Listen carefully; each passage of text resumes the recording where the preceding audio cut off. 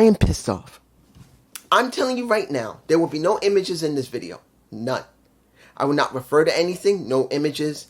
I'm going to go through this show quickly as possible because I am thoroughly pissed off. And at the end of it, I'm warning you right now, I'm going to chew the shit out of you see, I'm getting AEW and TNA mixed up right now because I'm that angry. I'm that angry. And if anybody says, why are you angry? Watch the damn video and don't ask me in the comments. I'm going to say it now. I'm not trying to be mean, but why the blue fuck are you asking me in the comments when you see it on the screen? Don't. Don't ask me. I will tell you, look at the video again. Opening, Jake something versus Khan. Now, it was a decent match, but here's the problem. You're only 1 week away from Against All Odds. Couldn't you wait until then to do this match? That Cody Deaner could be involved in it? I don't want to see the Deaners back together, but Cody is interjected into the situation between Khan, who used to be part of the design, and Jake, who is his cousin. So, it would have been better that they wait until next week to make it mean something. They didn't do that. And we had the match, and Jake won, and it makes... It just makes Khan look like a waste. Look, we've had Khan on the roster for quite a while, and he's never gotten anywhere. Every time when it was an important match, he always drops it. He can't get it done in a clinch. He had 3 matches with PCO, 2 straight matches, and then 1 tag, and all of it, he still won, and Khan lost. So it's like, what's the point of Khan? I'm just saying. Next, Gazelle Shaw versus Mackenzie, I believe her name is. Don't recognize Mackenzie. I might have seen her once before, but I don't recognize her. And then we got Gazelle Shaw, who came back with new music and a new ring attire. And let me give it to you like this. I'm actually surprised there was no Gail Kim coming out with her. Because after what Gail Kim talked to her about in the vid packs we had in the last couple of weeks, you would think that she would come out with her to be like moral support, to see that she's doing something. And no, she came out alone. I'm not saying she got to come out every single time, but it would have been good if she had came out, or better yet, once she had the match, which was not bad. It wasn't perfect. She hadn't been seen for 3 months on the main roster, Gazelle. And as she came back, she wasn't that bad. Not saying she wasn't wrestling while she was away. It's just we hadn't seen her in 3 months. And seeing that she did pretty well and she won, wouldn't it have been good to see that there was a segment in the back where Gail just came up to her and gave her a hug and said, "You did great. I told you could do this." No. Nothing. Moving on. Mustafa Ali and, at this moment, Campaign Sing instead of a Champagne Sing is working against Speedball Mike Bailey. I'm not saying it. I know who you are. I'm not going to say what Speedball's name is that you like. I'm not doing it. No, if he's not working with Matt Hardy, I'm not going to call him the other way. So, forget it. And Trent Seven. Okay, match. Now, there's supposed to be a match between Trent and Ali this coming week. And honestly, I don't know if this was the wisest thing to do. Because in the end, yes, you got Trent winning, which kind of telegraphs that Trent will lose. And to be honest, it's understandable if he did lose, because I do not want to see Trent Seven as X Division champion. It's not that I hate Trent. It's that Ali is a better champion. He just got something. And you can feel it. He is over. And if you gave the title to Trent, it would be a big mistake, to be honest. So it's like they just telegraphed it instead of leaving it as a question where maybe Trent got a match by somebody again and he got a win under his belt, because he doesn't get that many wins. I'm being honest here. It's rarely he gets wins. I'm just saying. Next, the match that I'm like, okay, we got this. We had Jordan Graves versus Allison Kay. I'm like, I didn't know if Allison was going to be there for very long. I didn't know if Marty Bell was going to be there very long. I looked around on most of the sites to see if they were signed, either one of them. And as far as I can tell, they're not. They're just probably paid to come in and job, which they had. Because we had the match between her and Allison. And I don't know if they've ever really interacted much on Impact TV. I think Allison had left and Jordan had came in at that time. They literally passed one another. Not saying they haven't wrestled each other outside of Impact Wrestling when it was that. But you could tell that there was a little bit of unfamiliarity. I'm not saying they don't have chemistry, because they did. But it's obvious that it's a good possibility if they know each other pretty well. They just haven't wrestled each other in a while. So it was a bit sloppy between Allison and Jordan. Now, I'm not going to say the match was bad, because it was not. I've seen Allison for years when she used to be Sienna. And honestly, when she was working NWA with Marty, she was doing pretty well along with Marty. They, as the Hex, have done pretty well as a tag team. But since Jordan and Allison probably have not worked with each other in a long time, if ever, it just shows. They are a little rusty between each other. Now, I'm going to tell you this. If they showed this match again months later and maybe Allison was more better built because she's not, I would have cared more than this match. I probably would care more if they at least built Allison, but they have not. It was just a straight match. Allison lost. Jordan got another match before this Friday. I believe it's this Friday. Yeah, I think it's this. What is it? What is today? The 6th? Yeah. In 3 days, we will be getting Battleground. And she will be having a match between her and Roxanne Perez. That's what this was really setting up for. Just to get another win under her belt. Even though this was done maybe a week or two ahead of time. You know this. The Digital Media Championship. I want to make this clear. This was not because the match quality was bad. Seeing that AJ Francis whispered into Dorado Kid's ear just before they started having a match. Well, when they were starting the match, he literally whispered something in his ear. That was really sloppy by him. I don't care. You don't do that during a match. It makes immersion get broke. Because we know they talk to each other while the match is going on, kind of giving up what type of move one wants to do and what type of move the other one wants to do. And do they know if the time is still available? We know wrestlers do that. But seeing that he literally bends down, says something in his ear, and then throws him into the ring rope, it looked so telegraphed. And then when you watch the match itself, it's not a bad match from AJ. I still wish he wouldn't do the flip outside the ring. It's not the point if he can nail it every single time now. It's that it still looks like he's trying to do this because of what happened back in WWE and Michael Cole chewing his ass out. And I've seen him with Chris Van Vliet, just in case someone said, dude, he did talk about that in Chris Van Vliet. I know, I've watched it. And he said he used to do that before he came to WWE. But at this point, because of what he tried to do, doing a helo outside of the ring, could have busted his knees up.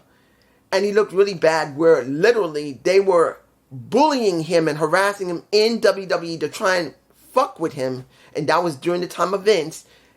I'm sorry. I really wish he would leave that move out of his repertoire for a little while. Maybe a year or two. Don't do it.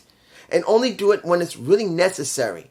Because he does this every time when he gets in the ring. And if anybody else says, dude, that's his style. This is great. It's not the point of being great. It's the point of what the fans think.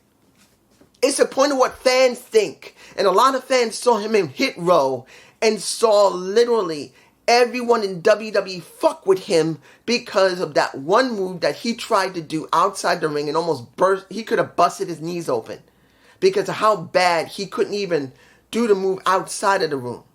No, you see I'm getting angry. Outside of the ring. If he was trying to do it in the middle of the ring, where this move, which usually the way he does it, goes like this, at the very ring post, does the flip out and does it, that wouldn't have been a problem. But he did it in the middle of the ring ropes, where both posts were. And that's where they fucked him over. That is the reason why they were fucking with him. Because he's not Angelo Dawkins. He can't flip outside the ring. He just doesn't have the athleticism. And he tried to do what he normally does, which made him look like he almost busted his knees open. And understand, I'm not against AJ Francis. The guy's got great charisma. The guy is a strong guy. But literally, that one move is hurting him. There's a lot of people like myself who knows he got treated like shit by WWE. And they're remembering that. And if they see that move, no matter if they still like him or not, they're going to be thinking, oh, he's doing that move like he did back in WWE that made him look like a bitch. Tell me I'm wrong. He wins the title, but why not at Against All Odds? Why wouldn't you do it here? Against All Odds. Why? What was the problem? Was it because the Laredo Kid couldn't make it and they just wanted to dump it on the AJ before the not pay-per-view, but the TNA Plus show? If it's that, I understand. If it wasn't, that was a dumb waste. Final match, Nick Nimitz versus Frank Kazarian. First time match, they said. Made it very clear this was a first time match. And it was a good match. Look, I've always known Frankie Kazarian can work with almost anybody. He's that good. He's not as great as a Ric Flair, that he can get himself over and the other person even more. But he can work with somebody. He can get them over, but it's not like he can do it amazingly well. This is Ric Flair. This is Frankie. Frankie. He's well before. Let me give it to you like this. Seeing that there was a possibility that Frank Kazarian could get a shot at the title, or better yet, something that could set him up to join the system himself. Like I said months upon months ago when he started being the king of TNA, they could approach him to have him join and to be a king. And he could go after the Digital Media Championship. That would have been something interesting, that every person in the system, including a Frankie Kazarian, he could have gone after the Digital Media Championship. Yes, it's the lowest tier title, but he would be a part of an entire group of champions. And that wouldn't have hurt him. That actually would have been something interesting. Yes, it's the lowest tier title, and he wants the main title, yes. But until then, they got to give him something to do. And I wouldn't mind seeing him as Digital Media Champion, even though I love the Laredo Kid. And he deserved a real title. X-Division he deserved, but never got it. He finally got the Digital Media Championship, and now he dropped it. But now, I think Frankie could have been better. Taking nothing from AJ Francis, he's going to do a lot of fun with that damn title because of his charisma, the way he talks, the way he's going to be probably setting up how moguls in the music industry are going to be part of it. But I still think Frankie could go after that title eventually.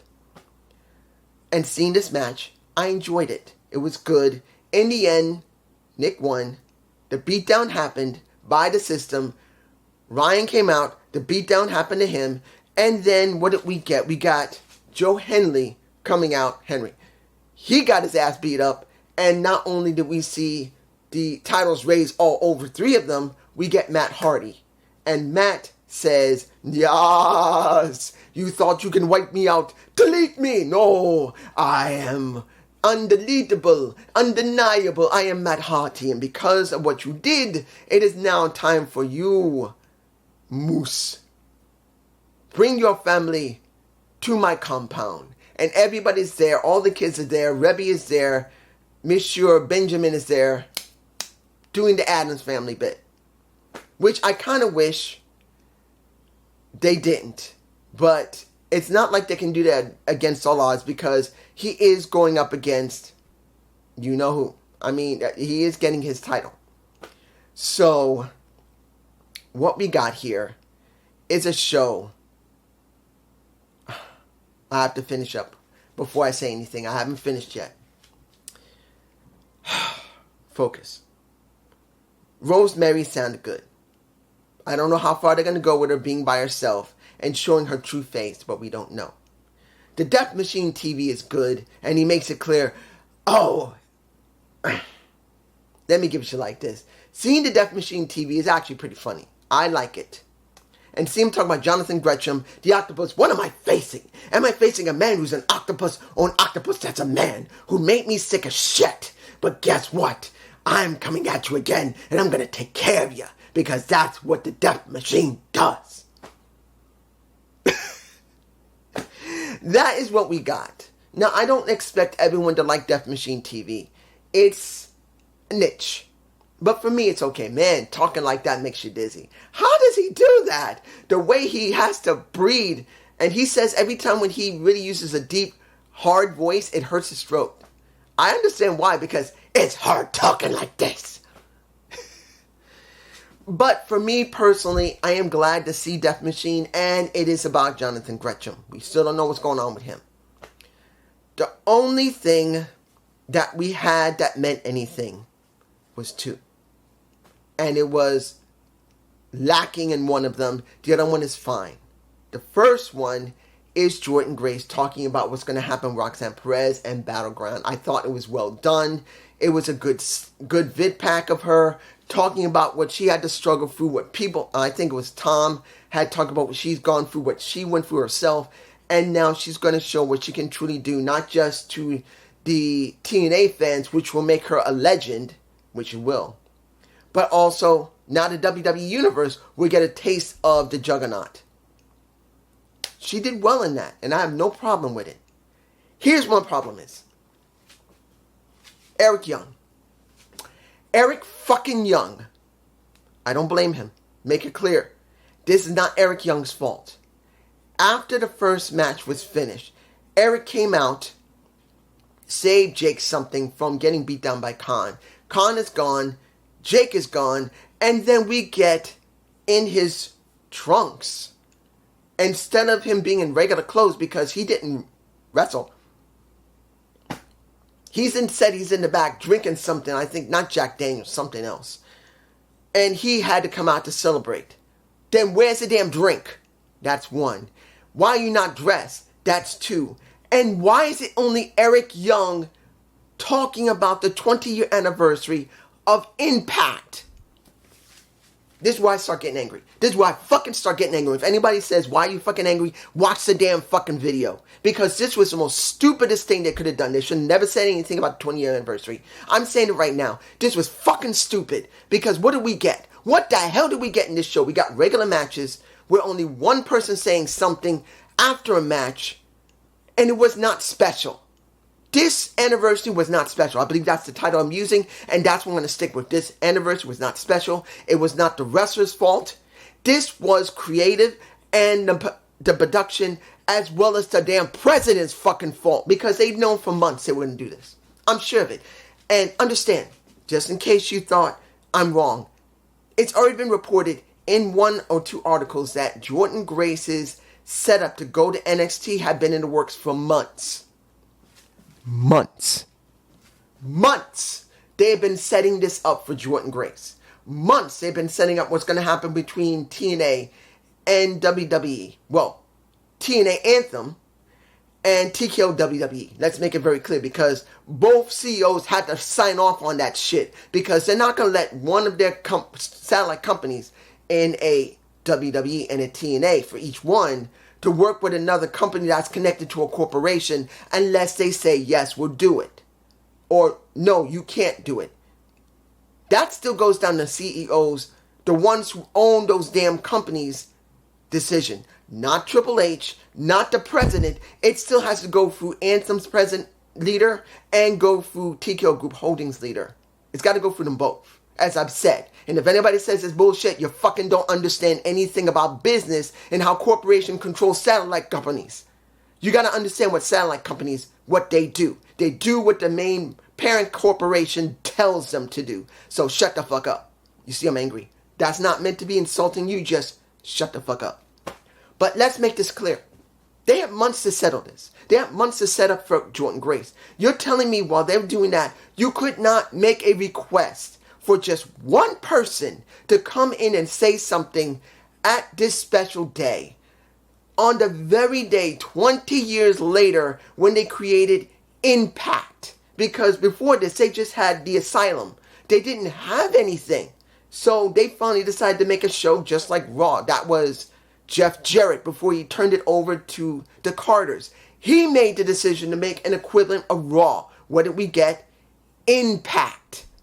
So, if you could only bring in one person, just one, not Dixie Carter, not Hulk Hogan, not Eric Bischoff, not Scott D'Amore, of course. You could bring in just one person, make a direct request to Tony Khan. Could he at least, if he can't be brought in, could he do a video conferencing call? That's Jeff Jarrett.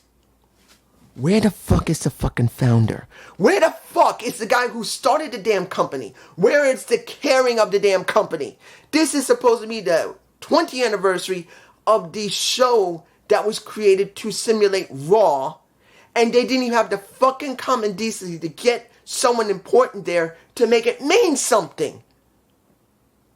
This is what I was saying when it comes to there is no direction.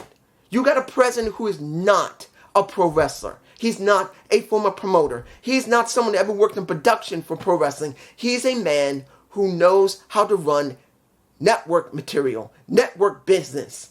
And then worse yet, we've already lost, what is the guy's name?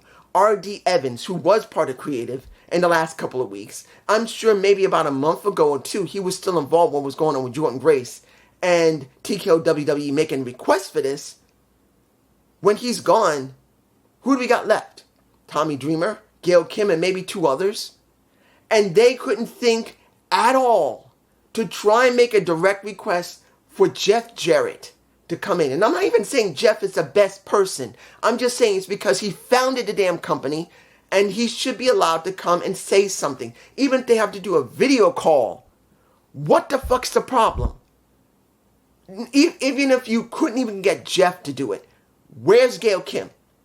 Where's Tommy Dreamer? Why couldn't they come out and say, ladies and gentlemen, this is special. This is the 20th year anniversary for Impact. And I don't want to hear someone say, well, check on TNA's YouTube channel. We're not talking about the damn fucking channel. This should have been done on fucking Impact. This is bullshit. This was not special. This is a piece of trash show. The wrestling was fine. But some of this stuff should have been put on Against All Odds, which I don't know why they didn't do it. This was dumb. I'm angry. Peace.